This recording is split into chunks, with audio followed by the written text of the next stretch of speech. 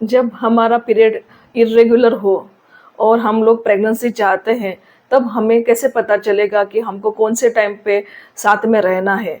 तो आज हम लोग इसके बारे में इस वीडियो में डिटेल में बात करेंगे। Hello, I am doctor Sunita Lodhaya, fertility and reproductive specialist and practising gynaecologist since last 25 years. आपको बच्चा हो तो हमें उसमें सबसे ज़्यादा खुशी मिलती है। हमारा पीरियड्स रेगुलर नहीं आता है, करेक्ट मंथली नहीं आता है, आगे पीछे आता है, तो हमें क्या करना चाहिए। तो सबसे पहले आपको हार्मोन्स की टेस्ट करानी चाहिए, जैसे कि थायराइड, प्रोलैक्टिन और ब्लड शुगर। ये टेस्ट पहले सबसे पहली बात आपको करानी चाहिए। अगर उसमें कुछ लेवल कम ज़्यादा है तो उसको करेक्ट किया जाना चाहिए। काफ़ी टाइम पे अगर उसका लेवल कम ज़्यादा होने की वजह से ट्रीटमेंट के बाद में आपको पीरियड्स रेगुलर आ सकता है। दूसरी बात, अगर आपको पीरियड्स अपने आप नहीं होता है, टैबलेट लेने के बाद में ही पीरियड आता है, ऐसा अगर है तो फिर मोस्ट ऑफ द टाइम्स आपको डॉक्टर की सलाह लेने की ज़रूरत है। बिना डॉक्टर के नेचुरली कंसीव होना थोड़ा मुश्किल हो जाता है ये केस में। ऐसे केस में आपको डॉक्टर को ज़रूर कंसल्ट करना चाहिए। फिर अगर आपको पीरियड रेगुलर आ रहा है, मतलब अपने आप आ रहा है, भले वो 1 महीना, 1.5 महीना, 2 महीना से आ रहा है, लेकिन अपने आप आ रहा है, तो ऐसे केस में ओव्यूलेशन कैसा ट्रैक करना, उसके बारे में हम लोग आज बात करेंगे। पहले हम समझते हैं कि साइकिल कैसी होती है। जब ब्लीडिंग स्टार्ट हुआ, आज ब्लीडिंग स्टार्ट हुआ, तब से जब ओव्यूलेशन होता है, मतलब जब अंडा रिलीज होता है, उसको हम लोग ओव्यूलेशन कहते हैं। वो पीरियड को, ब्लीडिंग स्टार्ट होने से ओव्यूलेशन होने की पीरियड को हम लोग प्री ओव्यूलेटरी फेज कहते हैं। ठीक है। और जब ओव्यूलेशन हुआ, आज ओव्यूलेशन हुआ, तब से नेक्स्ट आपको जब पीरियड होता है, अगला पीरियड, वो टाइम को हम लोग पोस्ट ओव्यूलेटरी फेज कहते हैं। तो ये जो प्री ओव्यूलेटरी फेज रहती है, मतलब जब ब्लीडिंग हुआ तब से ओव्यूलेशन होने तक का ये जो पीरियड रहता है, ये कम ज़्यादा हो सकता है। कोई कोई लेडीज़ में छोटा हो सकता है या कोई में बड़ा हो सकता है, ये वेरिएबल हो सकता है। लेकिन जो पोस्ट ओव्यूलेटरी फेज रहता है, मतलब ओव्यूलेशन से नेक्स्ट पीरियड होने तक का पीरियड 14 दिन का ही रहता है, वो फिक्स्ड रहता है। ठीक है। तो अभी हम देखेंगे कि अगर हमारा पीरियड इरेगुलर है तो हमको ओव्यूलेशन कैसा ट्रैक करना है।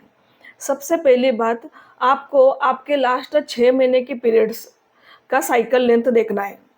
लास्ट 6 महीने में आपको कितने कितने दिन को आया, 30, 35, 40, कितने दिन को आपको पीरियड्स आया, वो आप एक पेज पे लिख लो, देख लो। फिर आप उसमें सबसे शॉर्टेस्ट साइकिल, सबसे छोटी साइकिल कितने दिन की थी, फिर सबसे बड़ी साइकिल, लॉन्गेस्ट साइकिल कितने दिन की थी, वो आप नोट डाउन कर लो। फॉर एग्जाम्पल, समझो आपकी शॉर्टेस्ट साइकिल 35 डेज की है, तो फिर 35 डेज में आपको पीरियड आया, तो इसका मतलब 35 डेज के 14 दिन पहले, मतलब 35 माइनस 14, 21 डेज, 21st डे वो आपका ओव्यूलेशन का डेट था। उस महीने में 21st डे को आपको ओव्यूलेशन हुआ था। ठीक है। दूसरा एग्जाम्पल, समझो आपका पीरियड का मैक्सिमम लॉन्गेस्ट साइकिल आपकी 45 डेज है। 45 डेज है तो आपको उस महीने में ओव्यूलेशन कब हुआ था, 45 माइनस 14, मतलब 31st। तो 31वें दिन आपको उस मंथ में ओव्यूलेशन हुआ था, मतलब 21 से 31 डेज तक आपका ओव्यूलेशन कभी भी हो सकता है। ठीक है। तो आपको जब आपको पता चला कि आपका 21 टू 31 डेज आपका ओव्यूलेशन का पीरियड है, तो आपको उस दिन में अल्टरनेट डे हस्बैंड और वाइफ को साथ में रहना है और इंटरकोर्स करना है। ठीक है। तो उसकी वजह से प्रेगनेंसी का चांस बढ़ जाता है और वो हमारा फर्टाइल पीरियड है। ठीक है। लेकिन कभी कभी क्या होता है, समझो नाइट शिफ्ट है, नाइट ड्यूटी है, या कुछ स्ट्रेस, वर्क स्ट्रेस है वगैरह, तो वो टाइम पे हमको अल्टरनेट डे संबंध रखना पॉसिबल नहीं होता। तो उसके लिए आपको मैं और एक ट्रिक बताती हूँ।